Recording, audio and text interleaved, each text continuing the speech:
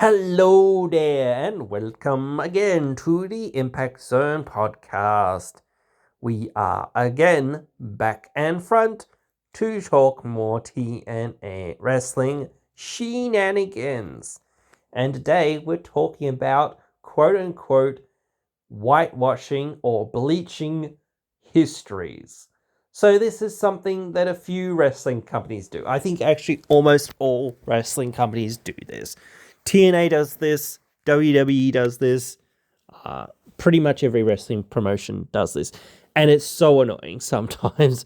What this is, basically, if you do not know, or, I didn't explain it well enough, I guess, is that once a wrestler is in a company for, a significant or a more significant period of time, they tend to um, sort of negate or uh, remove any accomplishments that they have had in other promotions. Like some promotions like WWE traditionally just did that automatically once you came to WWE.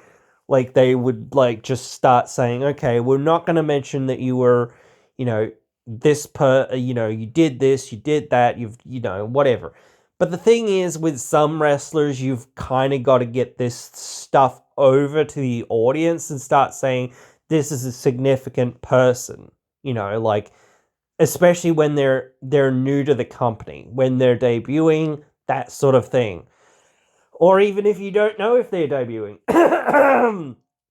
you've got to have that sort of thing of saying this is an important person or this is an important signing or whatever it is, so that the audience feels like, holy shit, they really have signed, this person, or they're making a big deal out of this person.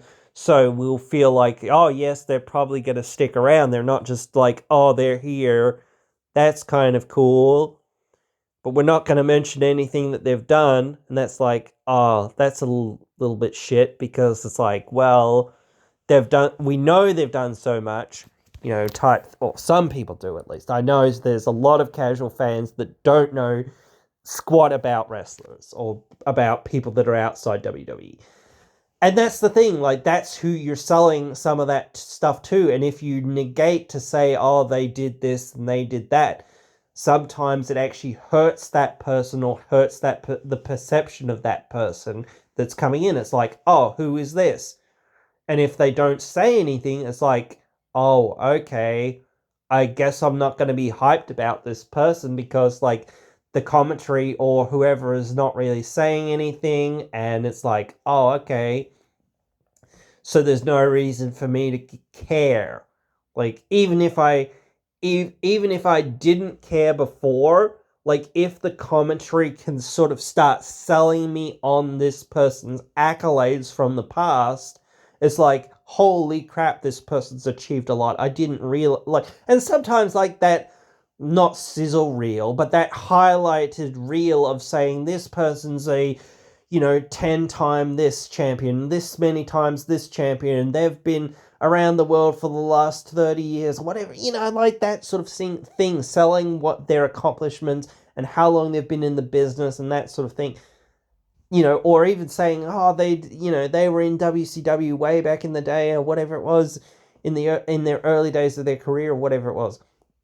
That sort of thing, like saying these sorts of things, like for AJ specifically there. But and there's a few other people that have gone through that as well. But like that sort of thing starts selling to people, oh, this is a person that I need to keep my eye on, or this is a major player here. I didn't realize this person was such a major player. Like if you omit things, you can sell somebody short. And that is good to start with in the beginning, I think, as well. But I do feel like they sort of start, removing that. They start going as fast as possible to go, okay, we're going to start branding you with some WWE stuff, because we don't want to talk about your stuff in New Japan, or we don't want to talk about your stuff that's outside WWE or outside AEW or outside TNA or outside wherever you're at, because again, promoting that sort of thing from, from the indies. I don't think many people talk about the indies very much, as well. So again, mentioning that you're a two-time MLW champion or whatever it is like saying, oh yes, you've wrestled some sheep or whatever it is in some ways to some people, because it's like, what's MLW? Again, and some people might be like, what's TNA or whatever it is, or what's New Japan? I've never heard of that. What's that? But even just saying that, even people going, I don't know what those things are, at least saying, oh, they were the world heavyweight champion or the world champion or whatever it was. I don't know what the X Division champion is, whatever that is. I don't know what that is. But saying they've won it like 5 times, 10 times, whatever, this, or so many tag team championship runs, blah, blah, blah, in TNA, so many in New Japan, whatever it is. Again, whoa, this person has so many accolades. All these accolades, I don't know what some of these are or whatever it is, what TNA is or what New Japan is, but, again, just saying, or MLW or PWG or whatever it is, some people might not know those things. But when you hear these things of saying, oh, this person's done this and this and this and this and this and this, and they've been in the business for 30 years or whatever, it's like holy crap. Again, this person has a lot of stuff to their name. But when WWE or AEW or TNA or wherever it is, obviously we want to see people gaining championships and gaining victories and feeling like a major player in the place that they're in. Because again, it's a very much, well, what have you done for me lately business?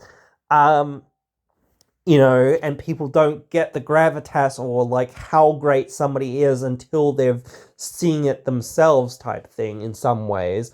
They can hear about somebody from maybe some of their friends or whatever else it is, or some of the other wrestling fans that are, around, or they can see it in the other wrestling fans. Even so, when people get up and chant and cheer and go crazy and do all this stuff, it's or are in shock or whatever it is, it's holy heck, this is a moment. People, they notice this, they go, oh, why is everyone doing this? Why is everyone so hyped about this guy, whatever it is, or why are people so stunned that this person, they haven't been here for 20 years. They've been wrestling around the world for the last 20 odd years or whatever it's been. Same with Sting. I don't know how you could not know who Sting is, but again, some people didn't know who Sting was when he debuted in WWE, So it's crazy, but again, that is how it is sometimes. But yeah, that significance to some people was kind of lost. But again, the rest of the people that were there and knew who he was, it was a mind-boggling moment. So again, bringing that stuff back up and saying, oh, he's so many times WCW champion and whatnot, reminding people the significance, and, maybe, you forget about the TNA stuff, but again, saying that, he's two-time NWA champion. That doesn't sound too bad, even though one of those reigns technically happened in TNA. Because again, they own the NWA and WCW stuff, so they're obviously going to be able to say, oh yes, or not the NWA, but they own some NWA footage and things like that from the WCW days, specifically the Crockett sort of stuff.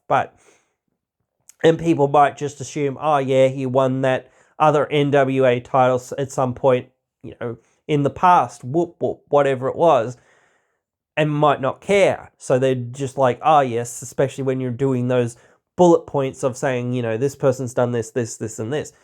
But again, when they start forgetting to say, oh, also this person's been here and done this, they might still start saying, oh, this person's been in the business for 30 years or whatever it is. But they'll start removing or start, ignoring some of their history of saying, they're this many times this champion or that champion or whatever it is. Instead, they'll just start focusing on, the company that they're in and stop, saying, stuff about their past as well. But again, obviously that is one thing as well to say, oh, yes, they've done so much here in WWE or TNA or whatever it is. But we can't forget that they're of their history. And some of that history is significant.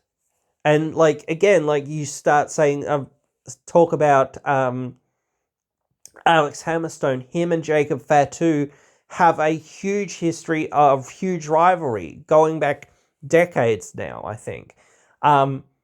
So if he was to go to WWE, which he might, who knows,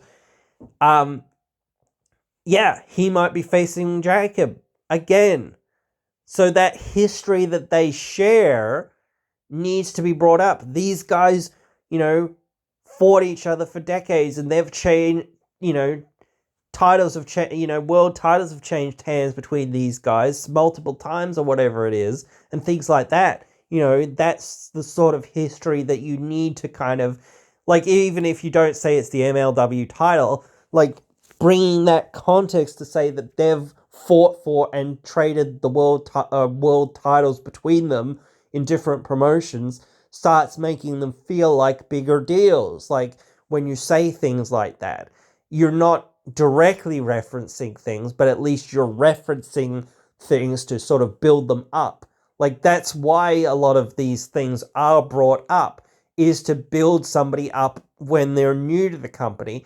And again, that is why some of those things are forgotten once you start, actually achieving things in the company, because it's now we can talk about your TNA or WWE or whatever achievements rather than your MLW or whatever achievements. And certainly, there is that hierarchy of, achievements. Once you're in, quote unquote, the more major leagues, like the New Japans, AWs, TNAs, WWEs, those are, mostly companies that 90% of people should know about, realistically. But again, most people don't. But still, those are the more major promotions. So if you're in AEW or you're in TNA or you're in the or New Japan or the smaller leagues, I still feel like, being able to reference the other companies feels like that's, they're on the same par. WWE might not do that. They might do it now with TNA because we have a partnership with them, and we have a lot of these wrestlers have a big history there, and we kind of want to do some stuff with them back, going back there or doing stuff again or bringing other people up from TNA or whatever it is. So saying, hey, Chelsea Green and, Jordan Grace, they've got a history in TNA. I don't know. They probably don't have that much history. But again, start bringing things up with some of these people. They brought things up with Minchin and Chelsea, their history in TNA and things like that. So, again, I want to get back to the point of saying, is this 100% a bad thing? I guess. I do think that it is annoying in some regards. I do also feel that it's a bit disrespectful in some regards. Just not forgetting, but more just erasing history or trying to erase history. I think obviously when people go into the Hall of Fame, it's a little bit different and things like that, because then you have the perspective of trying to put as many things on the table for somebody as possible, more so, rather than, oh, well,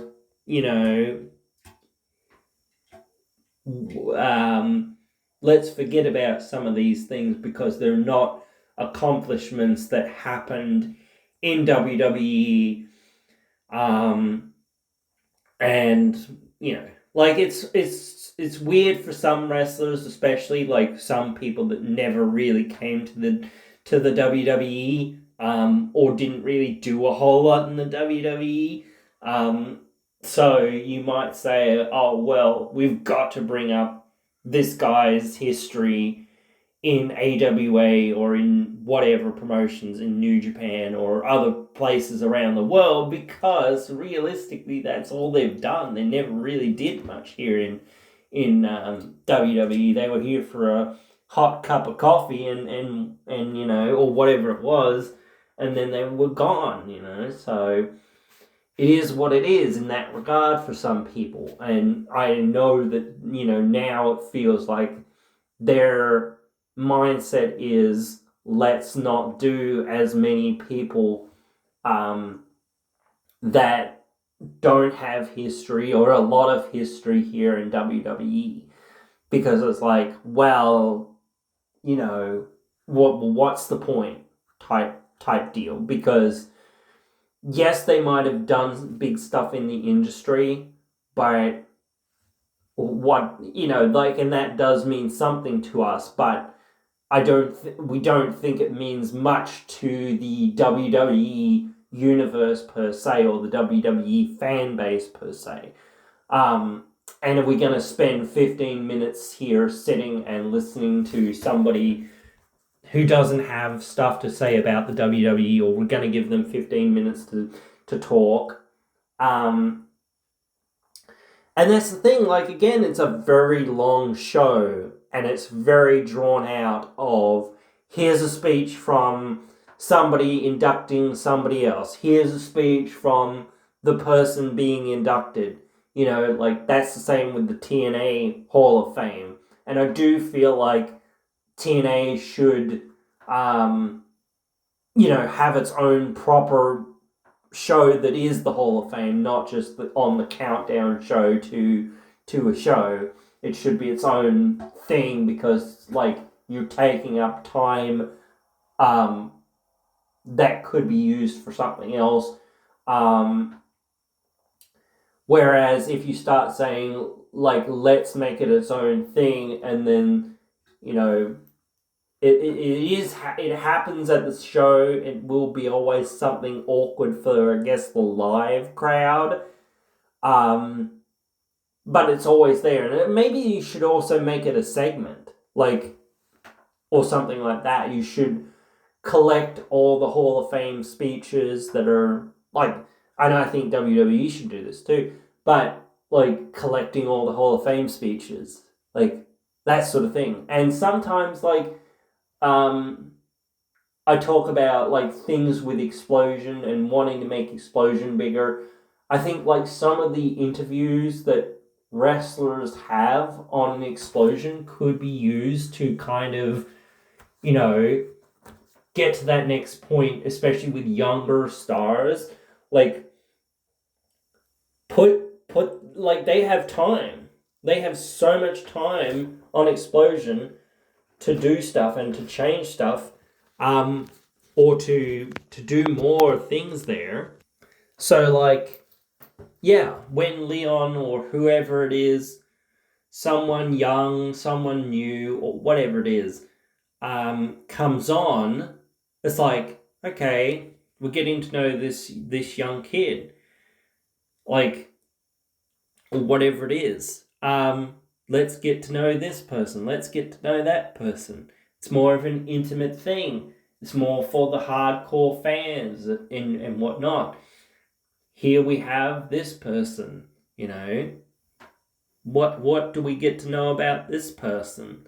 Like, this is, like, I think, like, the main reason why some of it doesn't get to the main TV, I guess, is because, like, this is meant to be a shoot interview,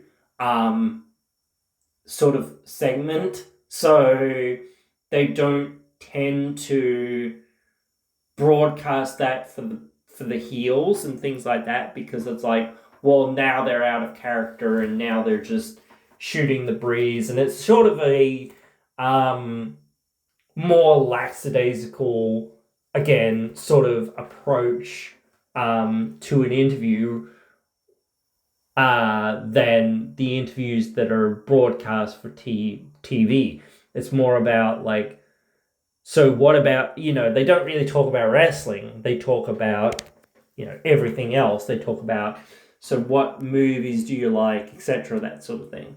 But I think that's kind of cool for especially new young wrestlers. Like, people want to get to know these younger wrestlers. And I think that that's important to broadcast as well when you start getting, these guys on TV or whatever it is, on mainstream TV or whatever it is. So again, you could do that sort of thing. Like, yeah, yeah, some amount of whitewashing or bleaching of history or whatever you want to call it may happen. But I feel like at least if you're making that conceited effort, especially early on in some wrestlers' career, it's like cool for the audience to kind of get that window, especially when they're new, to say, okay, why should I give any shits about this person? And just seeing a little bit of it, clips of interviews, like, because again, like, if you're going to interview them on TV anyway, this becomes like, well, we've already got an interview with them. So, like, let's use some of that, maybe. Like, we've already got footage. So, like, we can make more, sure, but, like, at a certain point, it's like, well, why not use what we've got? Or some of what we've got, at least, like, because I'm sure we've got some stuff,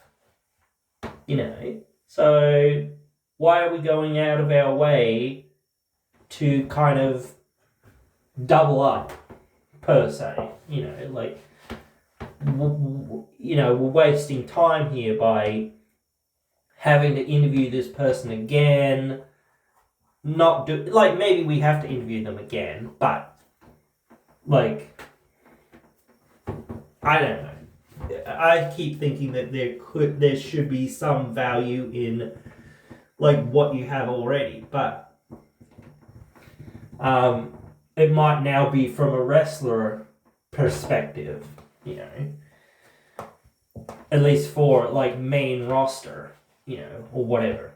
Not main roster, but, now you've joined the main syndication, and now we're really treating you like a wrestler, but we still want to know about your character and who you are, or not your character, but who are you, like, and that's something, again, like I've said this before, where, when a wrestler's doing their entrance, like, you've got a lot of dead air, so to speak, in a sense, when they're coming in.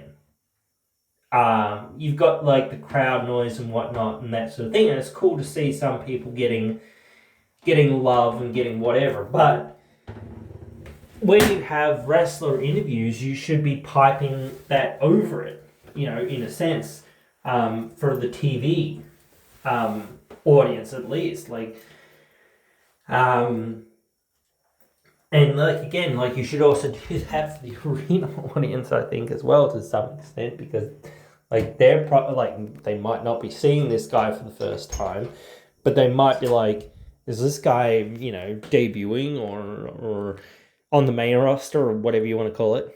Like, again, you might want people, well, not so much to be clued in, but you might want people who, like, some people, again, they only turn up for the pay-per-views, or they only turn up for the major 4 pay-per-views then. Like, when it's a young kid, like, that they might not know, having some of those video packages or having some of that sort of stuff to and again, I always keep saying this, they need more promos, but like, not only do they need more promos, they need more synchronicity, because the show is like 3 hours long as it is, so you can't put another 30 seconds worth of an interview there.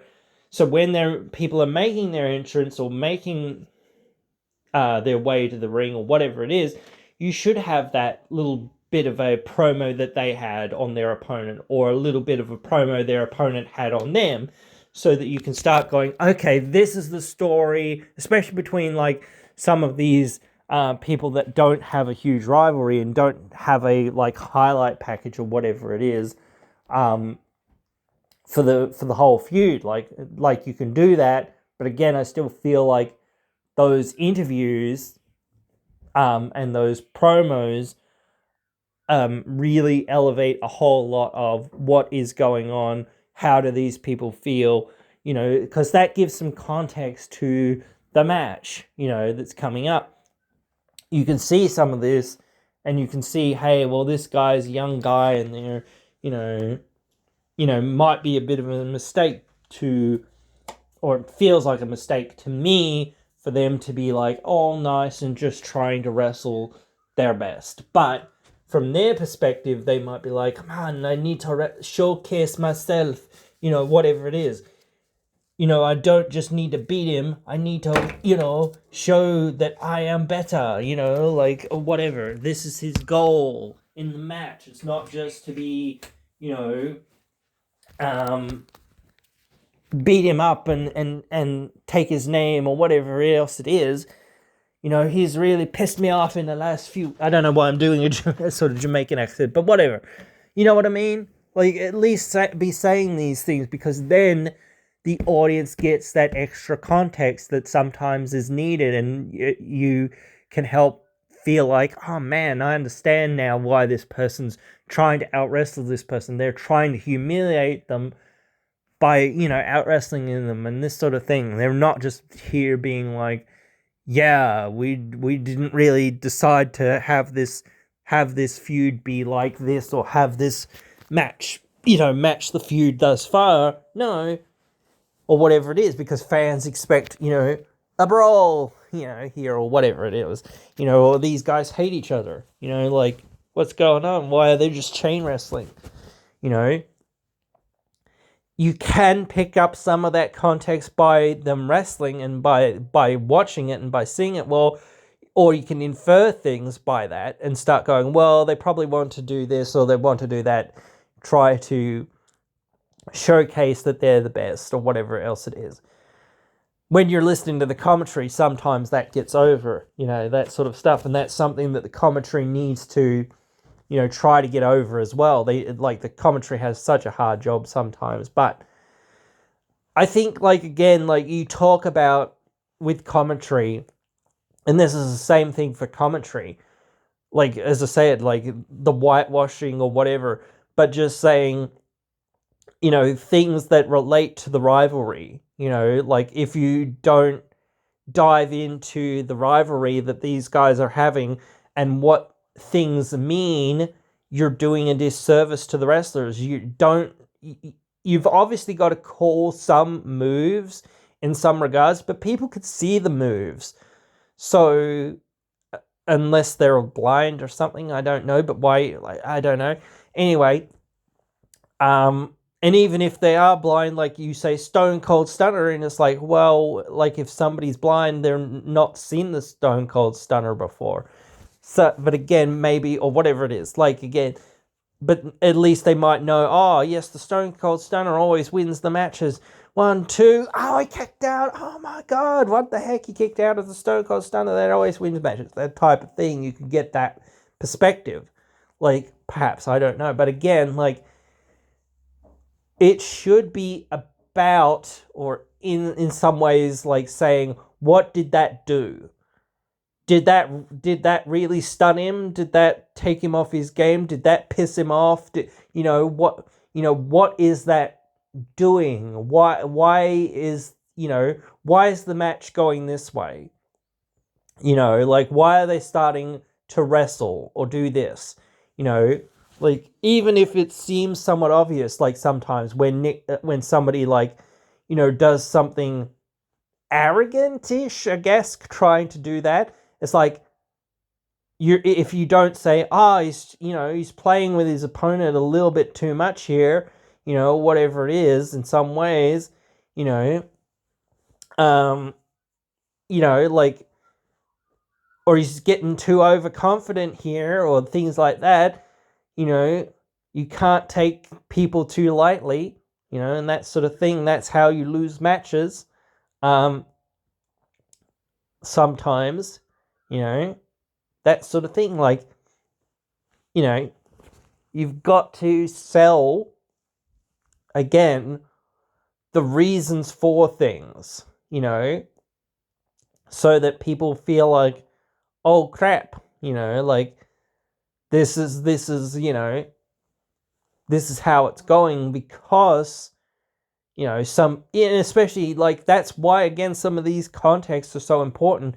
But that's what, like, if that context isn't brought out in a promo or an interview or something like that, it's like, well, that's what the audience, the commentary has kind of got to do, and they have a hard job, again, because, like, the arena 90% of the time can't hear them. So the fans that are sitting there in attendance have just got to infer and hope that they understand, the nuances of watching wrestling in a ring like that, and pick up on those subtle cues type thing.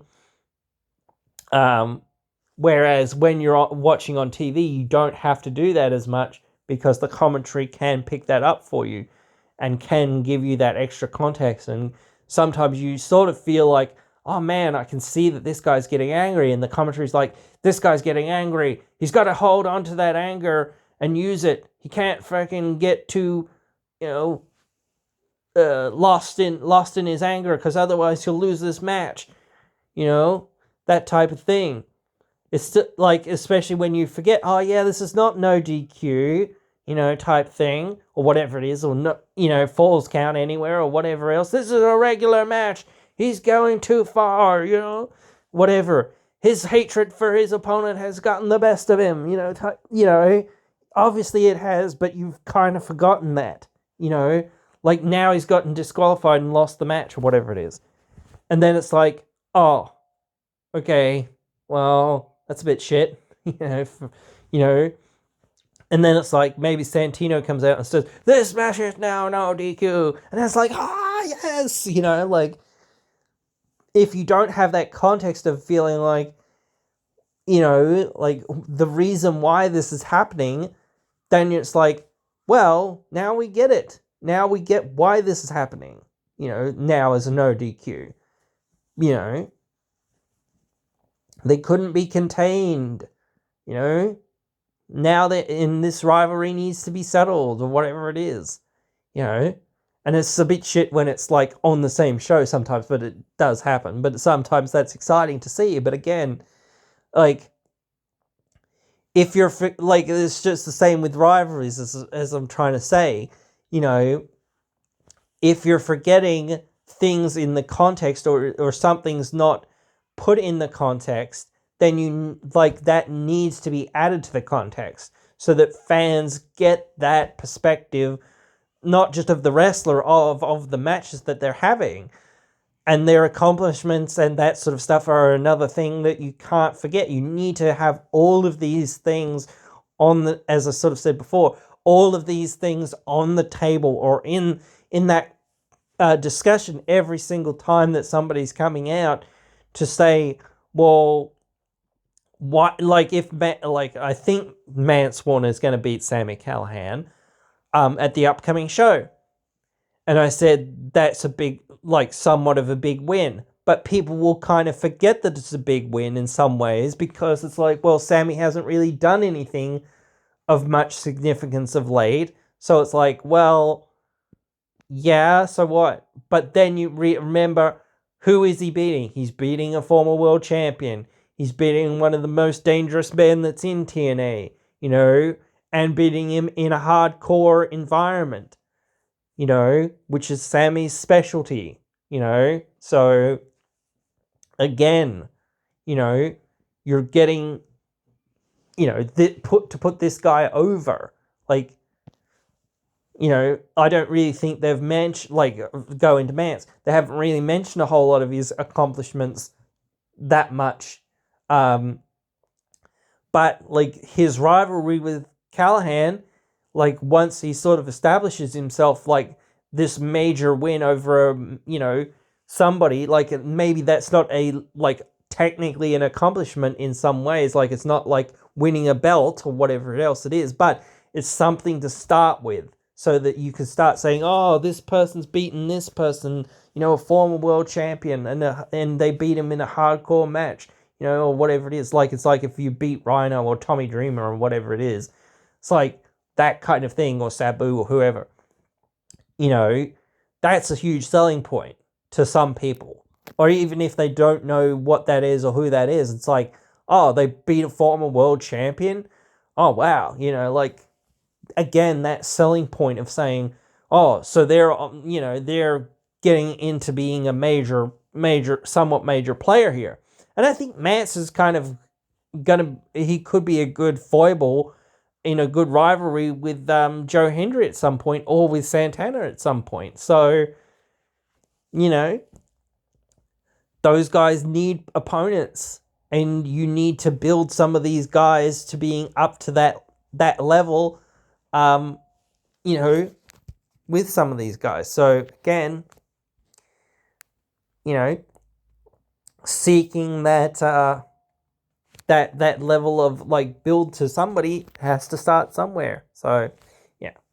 But yeah, guys, I think, you know, forgetting, or not just forgetting, but sort of like erasing history, or, like, you know, not adding enough context to rivalries and to matches and to characters and things like that, all of that really hurts things. It doesn't, like, especially early on, it doesn't behoove you to not say things early on, because even, like, saying, well, we don't want to keep, like, I understand that you might not want to keep saying, oh, they've done this in these other places, you know, and again, some people have that perspective of, well, that doesn't matter because it's not in WWE, and anything that's in WWE doesn't matter because this is the big time, pal, type thing, you know, etc. But again, like, still, like, getting that perspective of saying, holy crap, this is person's, like, 8-time world champion, or whatever, you know, whatever it is, again, or they've beaten this former world champion, whatever it is, or have been the GHC hardcore champion, or whatever else it is, you know, or even that sort of thing. Like, you've got to try to find something to sell them on, you know, so that fans do feel like, even if, like, they win, it's like, wow, you know, we can feel like this guy has somewhat earned his spot and is, like, by hook or by crook sort of thing, especially for heels. It's like, wow, this person has earned their stripes. They have beaten, you know, important people, and they just beat another one, maybe by hook or by crook, but they have beaten them. So they wouldn't have been able to do that, you know, even by hook or by crook, if they weren't a major player, or going to be a major player, or somewhat major player, or whatever. So, you know, we should sit up and pay attention to this person. So that's important, and they can't forget that. So, yeah, I don't like the bleaching or the whitewashing of history, or whatever you want to call it, but I do think it just happens at times as well, because, like, something more major is sort of coming along the track for these people. Like you'll forget that, you know, Mance might have beaten Sammy once, like, he actually wins, like, a title or whatever it is. Like, I guess he's technically the Digital Media Champion. I don't really know. It's a bit of a mess right now. They really haven't sorted that out yet, and they should have sorted that out by now. Like, they really should have figured that out by now. I don't really understand why they're continuing to not do anything with it. It's, like, really silly. It's like been over a month as well. Again with that title, and it's just, it's just so silly. It just devalues the title and devalues everything. Like, if you don't, you know, go, okay, you know, and I thought hopefully they'll do that soon after this, but, you know, they should have already really done it, but again, whatever, I don't know. It's tough, isn't it? But again, they need to do something, because, like, if they don't do something at a certain point, it's like, well, you know, it starts feeling like, well, what, you know, why hasn't something been done about this? Like, what are you doing? You know? So, but anyway, guys, I hope that you have enjoyed this one. I'm sure you guys get the point, because you guys are all pretty smart cookies. But I do hope you've enjoyed, and I hope you'll join me again in another one.